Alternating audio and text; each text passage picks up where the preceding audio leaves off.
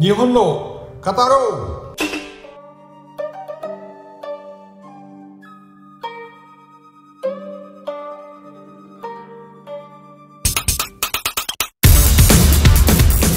Menarik dan bahkan mengejutkan sekali bahwa Perdana Menteri Jepang Fumio Kishida memecat putranya sendiri dari jabatan yang penting di pentas politik negara itu. Shotaro Kishida, putra sulung Perdana Menteri Kishida yang menjabat sebagai sekretaris politik Perdana Menteri Kishida, pada akhirnya diberhentikan atau dipecat oleh ayahnya sebagai hukuman atas tindak tanduk atau perilaku yang dinilai tidak pantas di dalam tataran masyarakat atau sistem nilai di Jepang itu.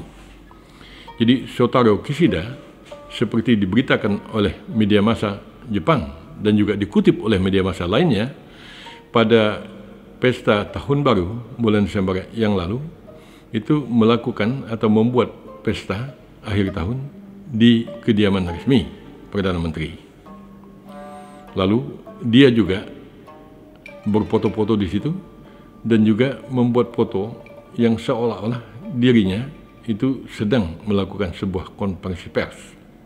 Foto-foto itu ditayangkan oleh salah satu majalah di Jepang itu dan kemudian terjadilah bermacam reaksi di Jepang tersebut. Nah, menarik dicatat di sini bahwa secara tegas Perdana Menteri Kishida memecat anaknya itu. Lalu apa makna semua ini? Jelas ya. Pertama itu adalah ketegasan dan kedua itu adalah tanggung jawab dan kalau mau ditambah satu lagi itu adalah rasa malu. Jadi ketegasan di Jepang itu tidak main-main ya. Seorang ayah pun juga memecat anaknya. Perdana Menteri Kishida sama sekali tidak melindungi putranya tersebut.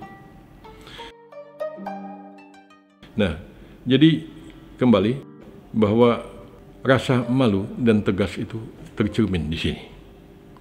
Perdana Menteri Kishida juga mungkin merasa tidak enak kepada bangsanya, kepada rakyat dipimpinnya dengan perilaku putranya tersebut. Nah, maka dari itu tindakan tegas itu dilakukan. Saya sebenarnya juga bertanya, mengapa ya Shotaro itu tidak mundur lebih awal sebelum dipecat oleh ayahnya? Dia sudah tahu bahwa itu menjadi semacam sebuah skandal dengan munculnya foto-foto tersebut di tadi salah satu majalah Jepang. Nah, apakah ini juga disusun sebagai skenario bahwa dia tidak mundur melainkan dipecat oleh ayahnya sendiri, yang dengan begitu sekaligus juga Perdana Menteri Kishida ingin mengatakan bahwa saya bertindak tegas bahkan terhadap putra saya sendiri. Mungkin itu pesan yang ingin disampaikan di sana. Nah, menarik sebenarnya bahwa budaya malu ini sebenarnya kalau kita tarik ke dalam sejarah Jepang itu tidak terlepas sebenarnya dari semangat Bushido ya. Di masa silam bahkan juga masih dianut sampai masa sekarang, seorang yang bersalah itu biasanya melakukan harakiri, bunuh diri secara gentleman demi tanggung jawab, demi rasa malu. Nah, bisa dilakukan secara sukarela, bisa juga perintah. Jadi pernah terjadi seperti yang pernah saya ketahui ya, seseorang yang diutus untuk berunding oleh pemerintah Jepang di masa silam, dia gagal dalam melakukan perundingan tersebut, maka pada saat dia melapor kepada pimpinan, dia diberi pedang pendek ya, karena pedang samurai itu dua, pedang panjang dan pedang pendek. Yang ada di depan saya ini adalah pedang panjangnya. Nah, yang pendek itu selalu diselipkan di perut sini. Nah, itu digunakan sebenarnya untuk melakukan bunuh diri, salah satunya itu. Jadi seseorang yang gagal diberi oleh pimpinan pedang pendek ya untuk melakukan bunuh diri. Jadi saya rasa apa yang dilakukan oleh Perdana Menteri Kishida itu adalah juga sebuah tindakan ya yang mirip dengan memberikan pedang pendek tadi kepada putranya ya sebagai tanggung jawab atas apa yang telah dilakukan.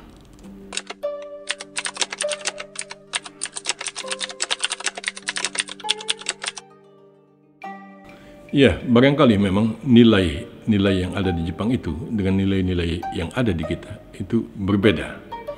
Bahwa ini sebuah kediaman resmi seharusnya tidak digunakan untuk sebuah kepentingan pribadi. Dalam hal ini jelas Shotaro Kishida telah menggunakan fasilitas resmi atau kediaman resmi Perdana Menteri itu untuk kepentingan pribadinya. Itu terlihat pula dia pun melakukan aksi dalam posenya itu seperti aksi pura-pura bahwa seolah-olah dirinya itu sedang melakukan konferensi pers, sesuatu yang mungkin sebenarnya tidak pernah terjadi, karena sebagai sekretaris Perdana Menteri saya kira belum setinggi itu jabatan dia untuk membuat sebuah konferensi pers. Nah, sehingga saya menilai bahwa mungkin masyarakat Jepang juga menganggap berpose-pose situ, berpura-pura berkonferensi pers di situ merupakan semacam tindakan olok-olok terhadap negara. Karena itu, maka sebuah tindakan tegas harus dilakukan oleh orang yang paling berkuasa di negara itu, yang notabene adalah ayah Shotaro itu sendiri.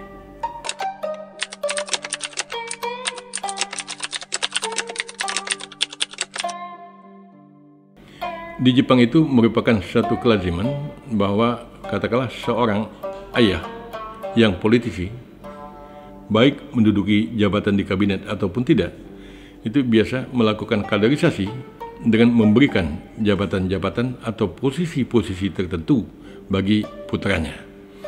Tujuannya itu adalah untuk kaderisasi. Orang mungkin mengatakan, oh kalau begitu dinasti. Sebenarnya politik itu adalah dinasti. Dimanapun juga, ya. Kita melihat misalnya kemarin Perdana Menteri Abe tentulah tidak terlepas dari sejarah kakeknya sendiri, yaitu Perdana Menteri Kishi, yang dengan saya sebut sebagai Perdana Menteri tadi, jelas bahwa Abe adalah cucu dari seorang Perdana Menteri. Dan bahkan istri mantan Perdana Menteri Abe, Akie Abe, pun juga adalah anak Shintaro Abe, yang notabene adalah Menteri Luar Negeri Jepang yang terkenal pada masanya. Jadi masalah keluarga diangkat sebagai kader itu merupakan hal yang biasa di Jepang, tetapi kuncinya tentu adalah bahwa hal itu harus dilakukan dengan memperhatikan aturan-aturan atau tatanan-tatanan yang berlaku di negeri itu. Banyak, saya boleh katakan banyak sekali kawan-kawan Jepang saya, para politisi yang melakukan hal tadi, tetapi mungkin tidak layak bagi saya untuk menyebutkan siapa saja yang juga mengangkat putranya atau keluarganya sebagai pejabat dalam posisi-posisi tertentu di Jepang itu.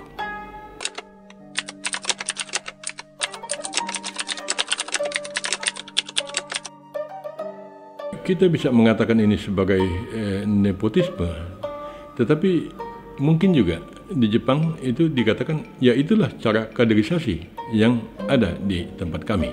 Itu cara kaderisasi yang berlaku di masyarakat kami. Jadi karena itu dianggap sebagai sebuah kelaziman, maka dia diterima di dalam masyarakat Jepang itu.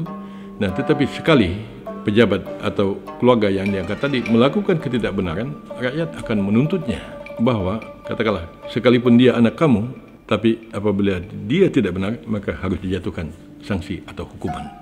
Nah, jadi itu yang berlaku di negeri itu.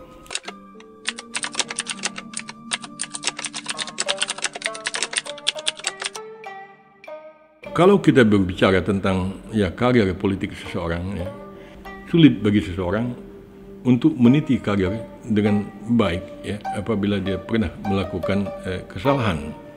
Ya, terutama sekali jelaslah bahwa oposisi misalnya itu akan membangkit-bangkitkan kembali katakanlah apa yang tidak benar yang pernah dilakukan oleh seseorang di masa silam itu.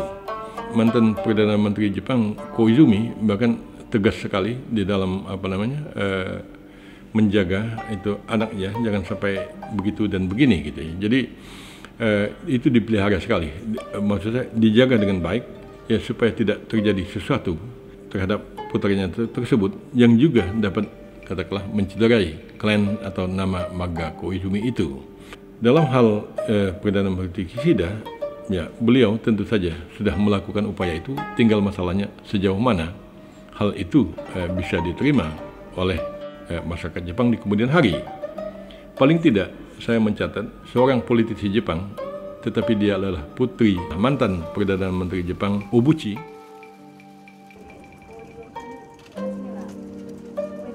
ここで大臣の職を辞し、こうした疑念を持たれていることについてしっかり調査をし、 diduga ya melakukan sedikit kesalahan atau penyelewengan lah katakanlah begitu dalam masalah keuangan, lalu Putri Obuchi itu mundur dari jabatan dia pada saat itu, dan sampai hari ini mungkin sudah belasan tahun yang lalu saya tidak melihat atau tidak mendengar nama Putri Obuchi itu bangkit kembali di pentas politik Jepang. Di akhir pembicaraan ini saya ingin mencatat bahwa terutama sekali di Jepang masalah siapa yang akan menjadi kader, siapa yang akan menjadi penerus itu tidak menjadi masalah. Apakah dia anggota keluarga ataukah bukan? Yang utama adalah sejauh mana aturan-aturan yang berlaku itu dipenuhi dan diterapkan dengan baik.